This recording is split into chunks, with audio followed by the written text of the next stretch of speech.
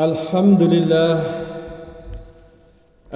لله القائل أعوذ بالله من الشيطان الرجيم إن هذه أمتكم أمة واحدة وأنا ربكم فاعبدون صدق الله.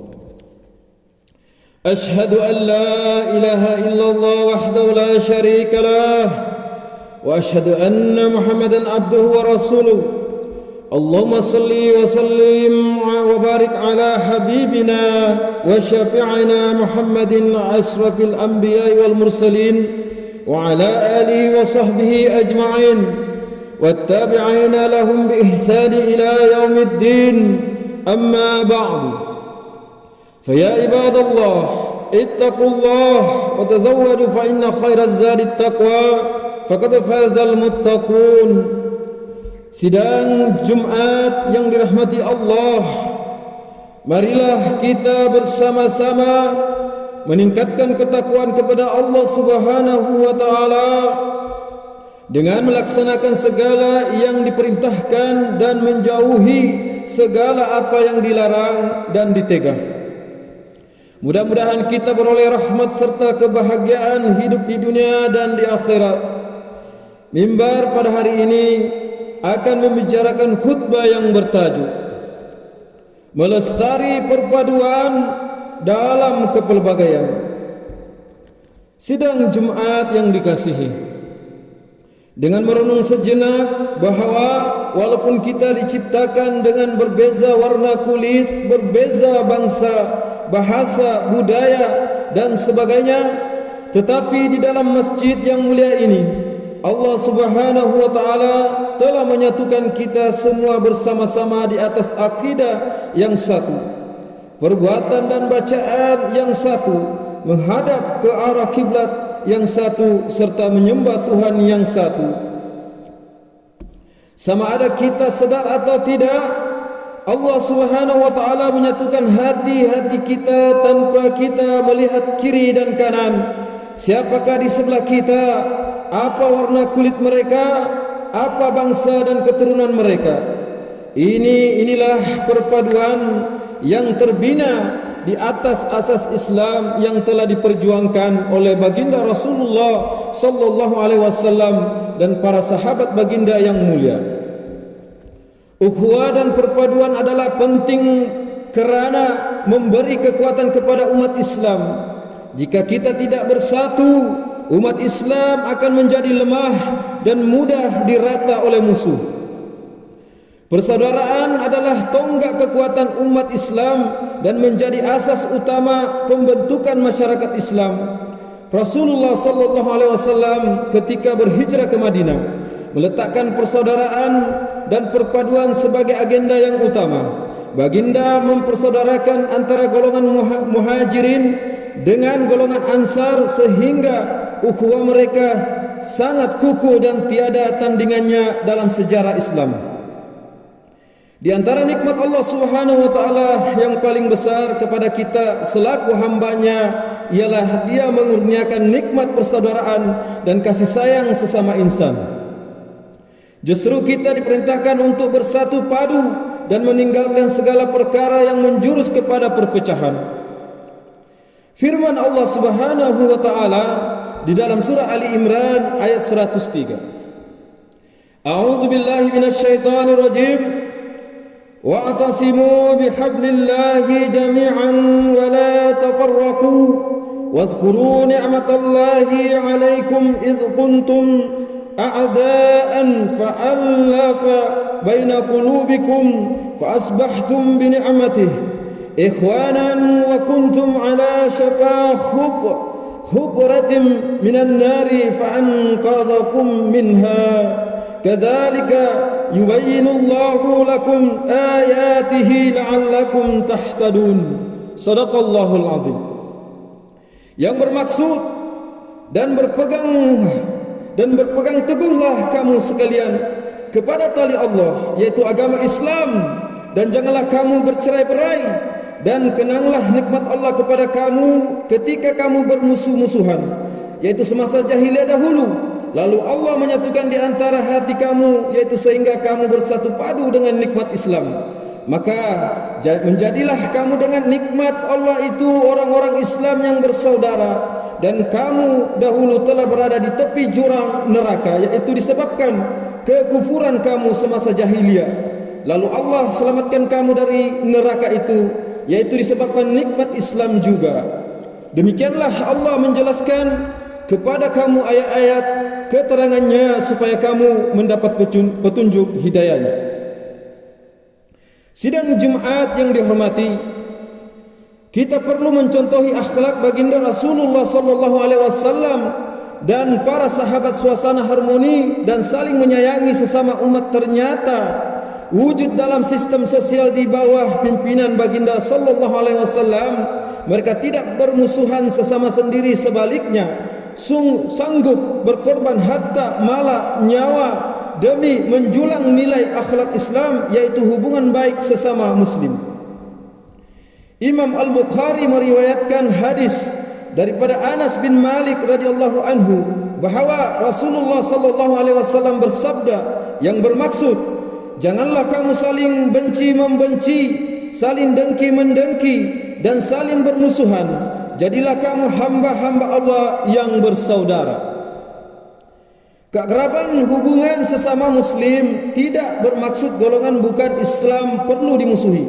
Islam juga tidak menyuruh persengketaan dengan golongan tersebut selagi mereka tidak memusuhi Islam atau berusaha ke arah permusuhan. Hak seperti kepercayaan, nyawa, maruah dan harta mereka juga perlu dipelihara. Inilah antara rahmat Islam yang perlu dipertahankan dalam kehidupan masyarakat majmuk hari ini. Hubungan kekeluargaan dan persahabatan wajib dipereratkan.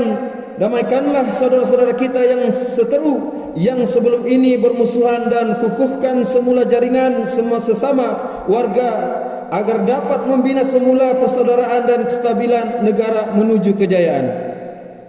Mimbar yakin dengan kebijaksanaan setiap warga, apa jua perbezaan yang menjadi benteng penghalang perpaduan mampu diurus dengan baik dan mengelakkan persengketaan yang berpanjangan.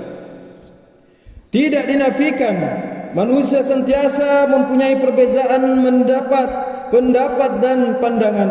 Ini merupakan lumrah kehidupan yang mustahil dapat kita elakkan. Sesungguhnya amat tidak wajar sekiranya perselisihan sesama umat Islam terus dipanggang di atas bara persengketaan sehingga menghanguskan ikatan persaudaraan umat ini. Kerana itu Islam memberi panduan kepada kita agar tidak berlebih-lebihan dan berpada-pada dalam menegakkan pandangan masing-masing dan mengamalkan sikap berlapang dada serta meraihkan mereka yang tidak sehaluan bagi memelihara keharmonian yang lebih utama. Sidang Jumat yang dikasihi, Ibnu Qaidun di dalam kitab Muqaddimah pernah menyatakan bahawa kebangkitan, kemunduran dan kejatuhan sesuatu tamadun itu ditentukan oleh sifat fitrah manusia. Sekiranya sesuatu umat itu mengikuti fitrahnya yang asal, yaitu suci dan beragama berdasarkan semangat perpaduan sosial, maka akan meningkat dan majulah masyarakat tersebut dan lahirlah tamadun. Namun apabila jiwa, agama dan semangat perpaduannya menjadi luntur, maka pada saat itu berlakulah kemunduran dan kejatuhan tamadunnya. Jelas di sini bahawa aspek fitrah menjadi perkara utama bagi sesebuah tamadun yang akan menentukan sejauh mana halat tuju kelangsungan tamadun tersebut pada masa akan datang. Oleh itu, fitrah asal suci murni akan menjadikan sesuatu tamadun itu tinggi dan gemilang, sedangkan fitrah menyeleweng akan membawa kepada kemunduran dan keruntuhan. Kita mesti menerima hakikat bahawa hidup dalam sebuah negara yang berbilang kaum, khususnya di negeri Sabah yang tercinta ini, memerlukan semangat perpaduan yang kukuh dan dipenuhi dengan sikap hormat menghormati, kompromi, toleransi, kerjasama dan meraihkan perbezaan. Sadarlah bahawa keamanan dan kestabilan yang kita rasakan sekarang tidak muncul dengan sendiri, sebaliknya ia diperoleh atas usaha, keringat dan perjuangan para pemimpin terdahulu yang telah menabur jasa dan pengorbanan yang amat besar. Justru marilah kita jadikan lembaran sejarah pada masa lalu sebagai pengajaran dan iktibar agar kita dapat menyemai rasa cintakan tanah air dan melestari perpaduan tanpa mengira latar belakang, kaum yang dan warna kulit dalam mempertahankan bumi bertuah ini. Mengakhiri khutbah, renungkan firman Allah Subhanahu wa taala di dalam surah An-Nisa ayat 1. A'udzu billahi minasyaitonir rajim. Ya ayyuhan nasu taqu rabbakumul ladzi khalaqakum min nafsin wahidatin wa khalaqa minha zawjaha wa bassa minhuma rijalan katsiran wa nisaa wattaqullaha alladzi tasaaluna bihi wal arham innallaha kana 'alaikum raqiba. Shadaqallahul azim. Maksudnya, wahai sekalian manusia, bertakwalah kepada Tuhan kamu yang telah menjadikan kamu, yaitu bermula dari diri yang satu, yaitu Adam, dan yang menjadikan daripada Adam itu pasangannya, istrinya Hawa, dan juga yang membiakkan dari keduanya zuriat keturunan lelaki dan perempuan yang ramai. Dan bertakwalah kepada Allah yang kamu selalu meminta dengan menyebut-nyebut namanya, serta peliharalah hubungan silaturahim kaum kerabat, kerana sesungguhnya Allah sentiasa memerhati, yaitu mengawasi kamu. Barakallahu li wa lakum bil Qur'anil azim wa nafa'ni wa iyyakum bima fihi minal ayati waz zikril hakim wa taqabbala minni wa minkum tilawatahu innahu huwas samiul alim. Aqulu qawli hadza wa astaghfirullahal azim li wa lakum wa lisairil muslimina wal muslimat wal mu'minina wal mu'minat al ahya'i minhum wal amwat fastaghfiruhu innahu huwal ghafurur rahim.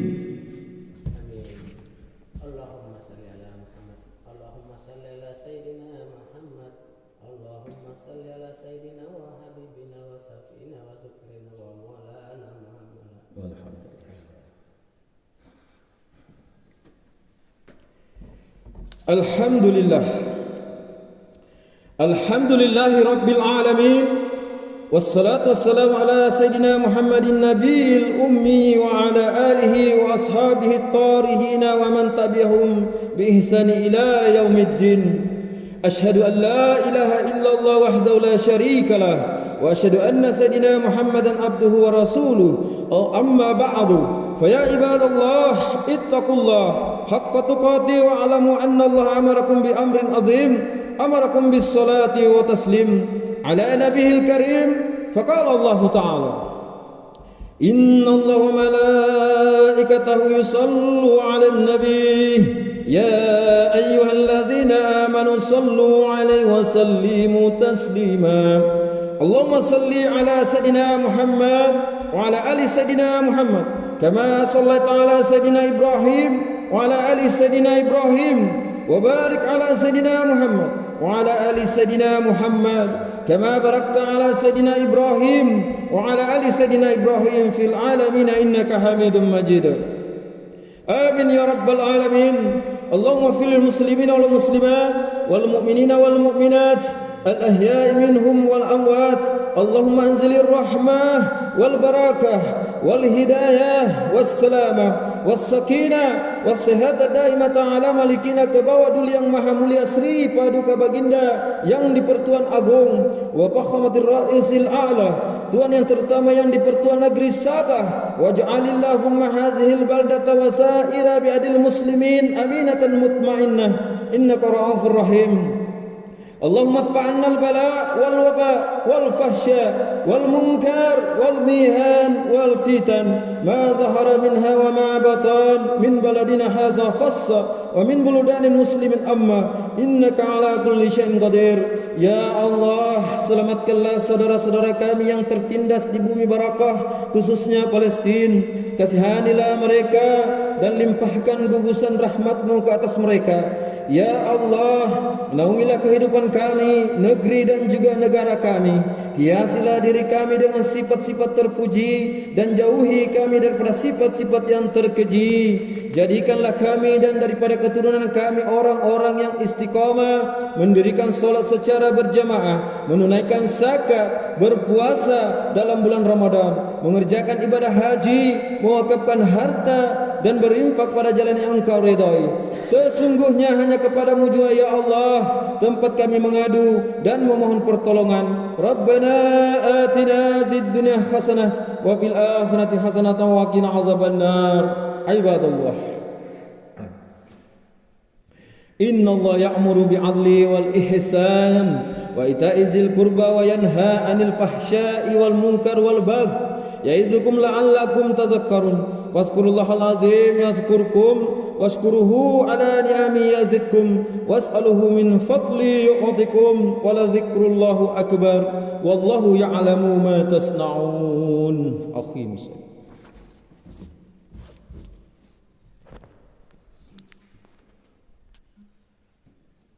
Allahumma salli ala sayyidina Muhammad ya